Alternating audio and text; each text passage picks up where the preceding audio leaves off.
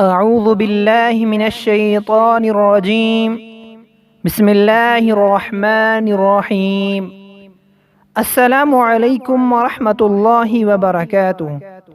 انشاءاللہ آج ہم صبح و شام کا بہترین ذکر سیکھیں گے۔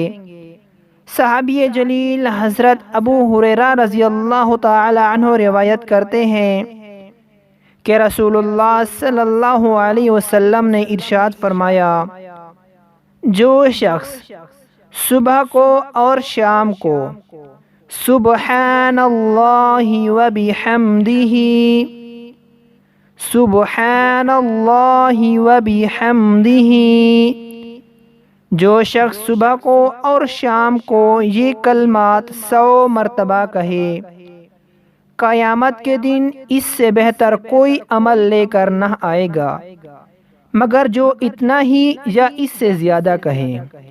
سبحان اللہ و بحمدہ سبحان اللہ و بحمدہ۔